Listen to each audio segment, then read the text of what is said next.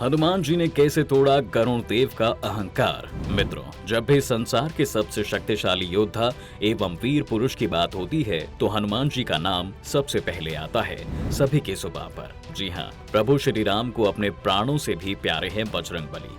जब भी प्रभु के किसी संगी साथी को अहंकार हुआ है, फिर चाहे वह राम अवतार हो या फिर कृष्ण अवतार, उन्होंने उसके अहंकार का नाश करने के लिए अपने प्रिय हनुमान को ही याद किया है। ऐसा ही एक बार उन्होंने अपने वाहन गरुण देव का अहंकार तोड़ने के लिए किया था। आइए जानते हैं विस्तार पूर्वक इस वीडियो के माध्यम से। मित्रों, एक समय की बात है जब भगवान श्री कृष्ण की पत्नी सत्यभामा, उनके अस्त्र सुदर्शन चक्र तथा वाहन गरुण तीनों को अपनी सुंदरता, शक्ति और गति पर अभिमान हो गया था। तब भगवान श्री कृष्ण ने उनके अभिमान को दूर करने के लिए हनुमान जी की सहायता ली थी। पौराणिक कथाओं के अनुसार श्री कृष्ण ने एक बार अपनी पत्नी सत्यभामा को स्वर्ग से पारिजात का वृक्ष लाकर दिया था। तब से वह स्वयं को श्री कृष्ण की अत्यंत प्रिय और खुद को सुंदरी मानने लगी थी। वहीं दूसरी ओर सुदर्शन चक्र को भी यह अभिमान हो गया था कि उसने इंद्र के वज्र को परास्त कर दिया है। इसका मतलब है कि दुनिया में अब ऐसा कोई भी अस्त्र शस्त्र और व्यक्ति नहीं है जो उसे हरा सके। अब स्वयं भगवान श्री कृष्ण भी हमेशा उसकी ही सहायता लेते थे, जबकि भगवान नारायण के वाहन गरुण को यह गुमान हो गया कि मेरी गति का मुकाबला इस संपूर्ण ब्रह्मांड में कोई नहीं कर सकता, और तो और स्वयं भगवान भी मेरे बिना कहीं नहीं आ जा सकते। भगवान श्री कृष्ण को जब ये पता चला तो उन्होंने हनुमान जी का स्मरण कर लिया। तत्काल हनुमान जी द्वारिका आ गए। हनुमान जी जानते थे कि श्री कृष्ण और श्री राम दोनों एक ही हैं। हनुमान जी द्वारिका पहुंचकर सीधे राज दरबार नहीं गए, वो राजकीय उद्यान में चले गए और वृक्षों पर लगे फल तोड़ने लगे। फलों के साथ साथ वो वृक्षों को उखाड़कर फेंकने लगे। ये बात द्वारका में आग की तरह फैल गई कि एक बंदर राजकीय उद्यान में उत्पात मचा रहा है। जब श्री कृष्ण तक ये खबर पहुंची कि किसी वानर ने राजोद्यान को उजाड़ दिया है, तो श्री कृष्ण ने गरुण को बुलाया और कहा, अपने साथ सेना ले जाओ और उस वानर को पकड़ कर लाओ। गरुण ने कहा, प्रभु, एक मामूली वानर को पकड़ने के लिए सेना की क्या जरूरत है? मैं अकेले ही उसे मजा चखा दूंगा। कृष्ण मन ही मन मुस्कुरा दिए और कहा, जैसा तुम चाहो।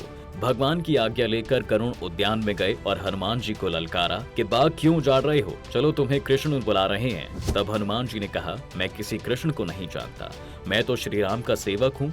जाओ और जाकर कह दो कि मैं नहीं आऊंगा।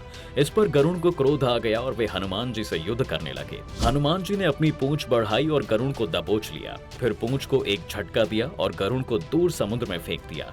बड़ी मुश्किल से गरुण अपनी जान बचाते हुए दरबार में पहुंचे।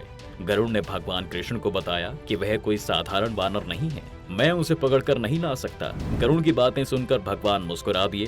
सोचा, गरुड़ के बलशाली होने का घमंड तो दूर हो गया, लेकिन अभी इनके वेग के घमंड को चूर करना शेष है। श्री कृष्ण जी ने गरुड़ से कहा, हनुमान जी श्री राम के भक्त हैं, इसलिए नहीं आए। यदि तुम कहते कि श्री राम ने बुलाया है तो फौरन भागे चले आते। हनुमान अब मलय पर्वत पर चले गए हैं, तुम तेजी से जाओ और उनसे कहना श्री राम ने उन्हें बुलाया है। तुम तेज उड़ सकते हो, तुम्हारी गति भी बहुत तेज है, उन्हें साथ लेते आना। गरुड़ वेग से उड़कर मलय पर्वत पर पहुंचे। हनुमान जी से क्षमा मांगी, कहा, श्री राम ने आपको बुलाया है, अभी आओ मेरे साथ, मैं तुम्हें अपनी पीठ पर बैठाकर मिनटों में द्वारिका ले जाऊंगा। तुम खुद चलोगे तो देर हो जाएगी, मेरी गति बहुत तेज है, तुम मुकाबला नहीं कर सकते। दोस्तों, हनुमान जी मुस्कुराए, भगवान की लीला समझ गए, कहा, तुम जाओ, मैं तुम्हारे पीछे आ रहा हूँ। इधर द्वारिका में श्री कृष्ण राम रूप धारण कर सत्यभामा को सीता बना सिंहासन पर बैठा दिया और सुदर्शन चक्र को आदेश दिया कि द्वार पर रहना, कोई बिना आज्ञा के अंदर न आ पाए। श्री कृष्ण समझते थे कि श्री राम का संदेश सुनकर तो हनुमान जी एक पल भी रुक नहीं सकते, अभी आते ही होंगे।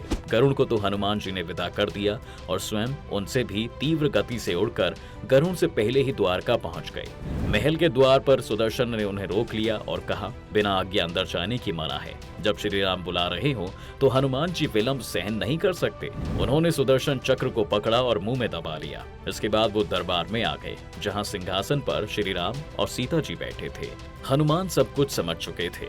श्री राम को प्रणाम किया और कहा, प्रभु आने में देर तो नहीं हुई? साथ ही कहा, प्रभु माँ सीता कहाँ है? आपके पास आज यह दासी कौन बैठी है? सत्यभामा ने जब यह सुना तो बहुत लज्जित हो गई। इतनी सजने संवरने के बाद भी हनुमान जी ने उसे दासी समझा। सत्यभामा का अपनी सुंदरता का घमंड चूर हो गया था।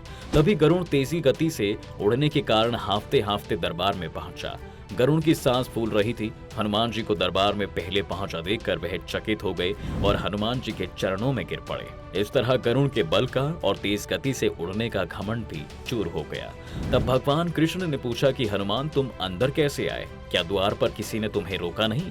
हनुमान ने कहा, प्रभु सुदर्शन चक्र ने मुझे रोका था, मगर मैंने सोचा कि आपके दर्शनों में विलंब होगा, इसलिए उनसे उलझा नहीं और उन्हें मैंने अपने मुंह में दबा लिया। और यह कहकर हनुमान जी ने मुंह से सुदर्शन चक्र को निकालकर प्रभु के चरणों में डाल दिया। इस तरह बजरंगबली ने सुदर्शन चक्र का भी अहंकार चूर चूर कर दिया था। तो दोस्तों, आज की वीडियो में बस इतना ही। अगर आपको यह वीडियो पसंद आया है तो कमेंट में जय श्री राम और जय बजरंगबली लिखना बिल्कुल ना भूलें।